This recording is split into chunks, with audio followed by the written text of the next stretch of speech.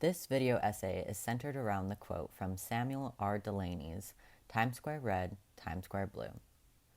Back then, in 75 or 76, the Metropolitan and a number of the theaters in the 42nd Street area were being fed a stream of all but amateur work. Appearing in film after film, the main character was an avuncular guy in his late 30s. His screen persona was friendly enough and soft-spoken. Certainly, he was not ugly, but he was a little dumpy, and he was distinctly bald. The women in the film were equally ordinary-looking and ranged in age from 20 to 40. Myself, I found almost nothing in these films sexually exciting, but the sheer humanity of the figures, suddenly blown up larger than life, naked for all to see, yes, had its own interest. The constant exposure to porn and other films of sex work desensitizes people involved and the audience of the vulnerabilities being suppressed in order to fulfill a desire. I want to start out by saying sex work is work, and by no means am I trying to invalidate the field. This will go into some of the emotional effects it has on people portrayed in cinema. A prime example is Jane Fonda's character in Alan J. Pakula's 1971 film Klute. Bree Daniel is a call girl involved in a missing persons case who has become an asset to John Klute, the lead detective.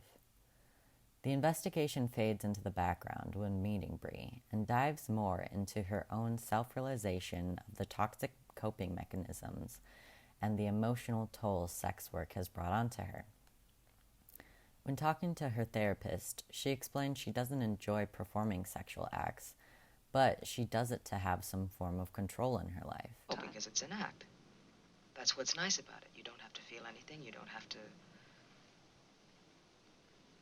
care about anything. You don't have to like anybody. And you control it, and you call the shots. And I always feel just great afterwards. And you enjoyed it? No. It made me feel like I wasn't alone. It made me feel, that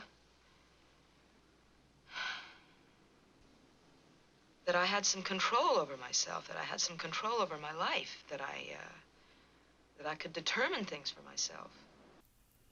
Although being naked in front of others is one of the most vulnerable situations you can be in order to go through with it, she shuts down and lets the actress within come out. There's so much humanity within her struggles, and Klute can appreciate that. Everyone wants to feel desired. Everyone wants to feel wanted without judgment, and she's never had that feeling. Having sex with somebody and feeling those sort of feelings towards them is very new to me, and I wish that I didn't keep wanting to destroy it. Klute understands this is how she lives. This is how she hates living, yet she can't go without picking up the phone.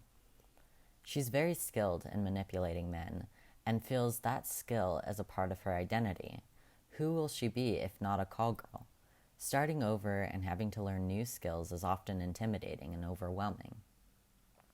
Another example is Bette Gordon's 1983 film Variety. The main character, Christine, is desperate for work, so she gets a job as a ticket seller in a porn theater. Normally, she wouldn't be interested, but since being around it so much, she became fascinated and soon addicted, slowly letting porn consume her life.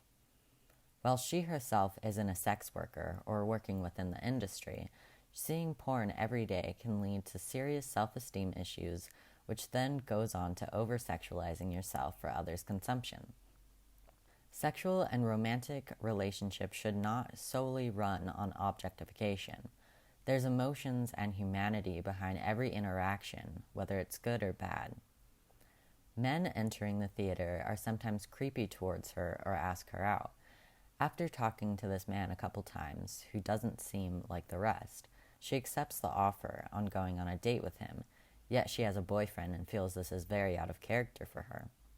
You should let me buy you a real drink sometime. No, I couldn't do that. And if you did? Progressing from a shy girl who keeps to herself She begins to have an obsession once he has to suddenly leave from the date for business matters. At the end of the film, we see Christine dressed up in lingerie calling after weeks of following him. She isn't sure what her intentions are, but she says she doesn't want money. So what would it all be worth if not fulfilling the sexual fantasies in her head? Both Christine and Brie are addicted to the male gaze. Almost all media and sex work, when it comes to female and male, male and male, or even female and female-bodied people having sex, entirely focuses on how to attract men. The woman was naked and spread on the coffee table with just her legs dangling over. Her whole body was excitingly white, as if it had never seen the sun. There are very few instances where porn is catered to the female gaze.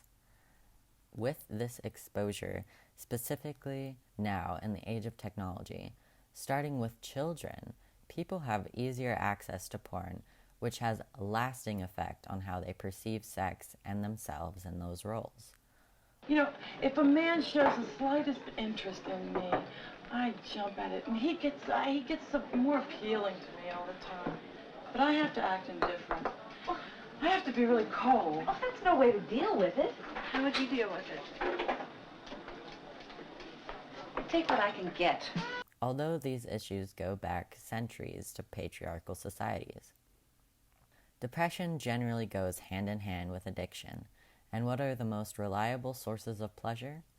Basic bodily stimulation, like eating and sex.